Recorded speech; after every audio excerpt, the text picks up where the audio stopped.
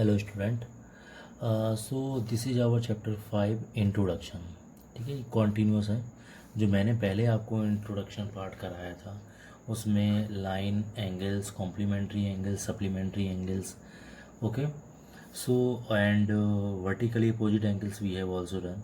Okay, तो now we will read here intersecting line, transversal line and parallel line. Okay, so now it is intersecting line. What are the intersecting line? First of all, the question will rise in our mind that what are the intersecting line.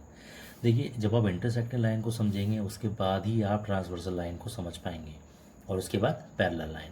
देखिए, intersecting क्या line क्या होती है? जब दो लाइनें आपस में किसी कॉमन पॉइंट पे इंटरसेक्ट करती हैं। The lines, two or more lines intersecting each other at a common point. Okay, two or more lines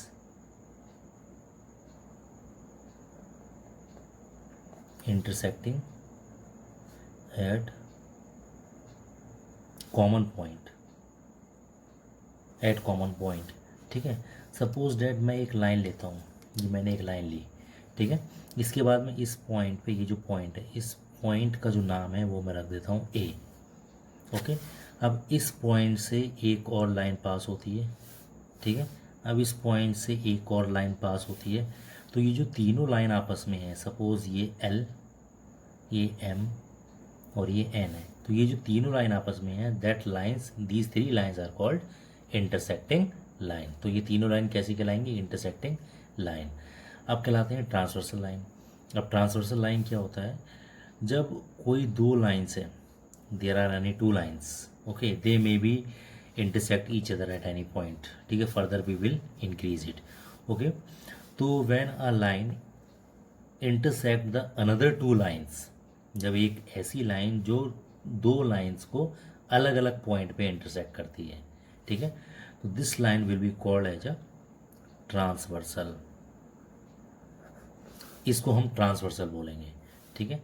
suppose ये P है, ये Q और ये R। ये जो P लाइन है, ये Q और R को हम सपोज करते हैं A पॉइंट और B पॉइंट पे इंटरसेक्ट करती है, तो P is called as a transversal. Okay बेटा, so transversal line, what is a transversal line? A line that intersect two other lines at different point. ये different point हो गए, तो P क्या हो गई? एक ट्रांसवर्सल। अब देखिए पैरेलल लाइन। पैरेलल लाइन, ये भी दो लाइंस होती हैं, but they will not meet each other. ये कहीं पर मीट नहीं होती। इनकी बीच की जो डिस्टेंस है, ठीक है, जो वर्टिकल डिस्टेंस जो होती है वो हमेशा इक्वल रहती है। ओके बेटा, ये वाली डिस्टेंस, ये वाली डिस्टेंस, सपोज ये 6 सेंटीमीटर है, तो ये भी 6 सेंटीमीटर होगी, तो ये लाइनें आपस में पैरेलल लाइन होंगी। These lines are called as a parallel line, ठीक है। जैसे कि आपने रियल लाइफ के एग्जाम्पल को अगर हम इसमें शामिल करते हैं, जैसे रियल लाइफ एग्जाम्पल आपने जेड देखा होगा, जेड, ठीक है। तो ये जो ऊपर की लाइन है और ये जो लाइन है, that are the parallel to each other.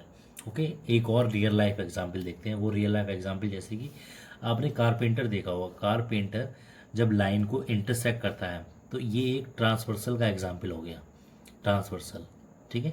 ये ट्रांसवर्सल का एक एग्जाम्पल है, और ये जो लाइन है जो भी वो कट करता है, ठीक है, तो वो लाइन जो होगी ये पैरेलल लाइन होंगी आपस में।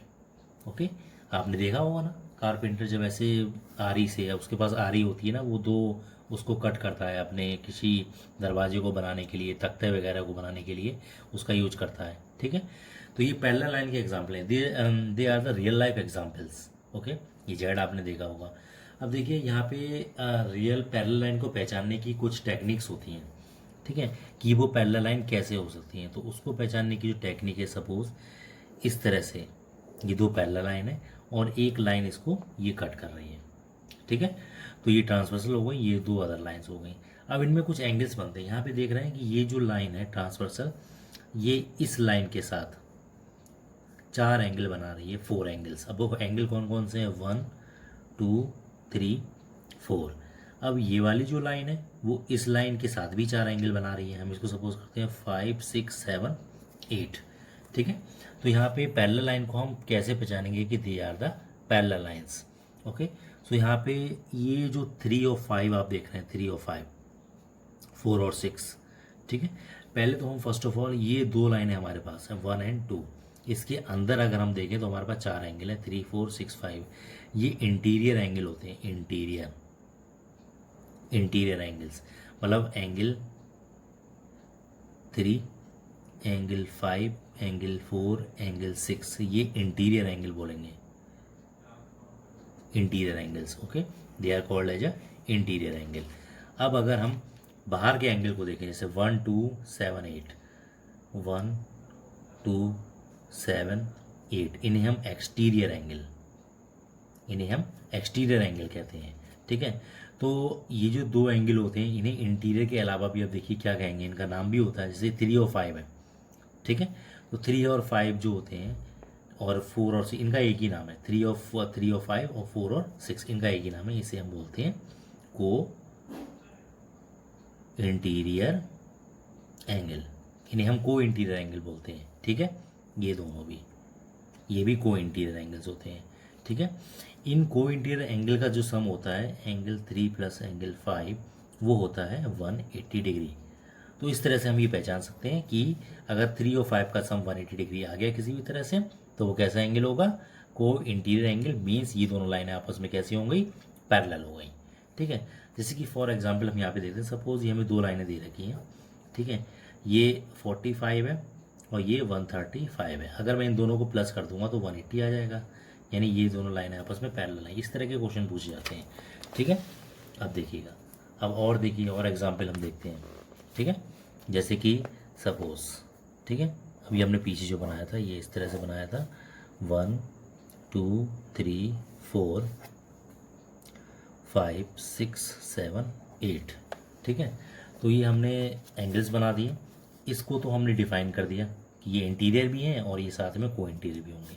अच्छा, अगर हम क्रॉस में देखें, ऐसे क्रॉस में, ठीक है, 4 5 3 6, 4 5, ये तो एक पेयर हो गया। ठीक है, ये 3 और ये 6, इसे हम बोलते हैं अल्टरनेट।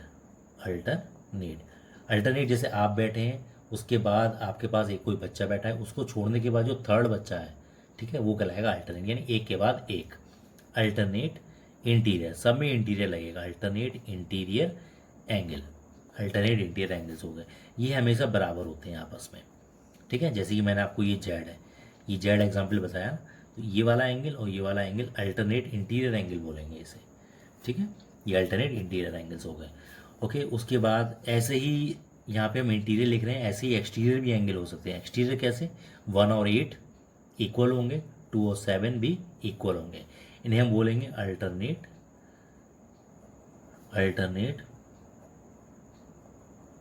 एक्सटीरियर एंगल होगा ये। ठीक है, 1 और 8 आपस में इक्वल होंगे, 2 और 7 विल बी इक्वल। यहाँ पे मैं लिख देता हूँ एंगल 2 इक्वल टू एंगल 8 और एंगल 7 इक्वल टू 7 किसके बराबर होगा, एंगल 2 के बराबर होगा। ये अल्टरनेट एक्सटीरियर एंगल होगा, हमेशा इक्वल होते हैं। ठीक है, और मैंने आपको पीछे बताया है कि वहाँ पे को इंटीरियर एंगल, ऐसे ही को एक्सटीरियर एंगल होते हैं, को एक्सटीरियर। अब देखिए यहाँ पे 1 1 5 2 6, ठीक है, 1 5 2 6 4 8 3 और 7, इसमें भी करस्पॉन्डेंस बननी है। करस्पॉन्डेंस का मतलब क्या होता है कि हम घर बैठे ही कुछ ना कुछ कार्य कर रहे हैं। ठीक है, किसी यूनिवर्सिटी से कोर्स करना करस्पॉन्डेंस से, यानी घर बैठे हमारा मटेरियल आ जाता है, हम एग्ज़ाम देने चले जाते हैं बस, या तो ऑनलाइन एग्ज़ाम दे देते हैं, वो कहलाती है करस्पॉन्डेंस।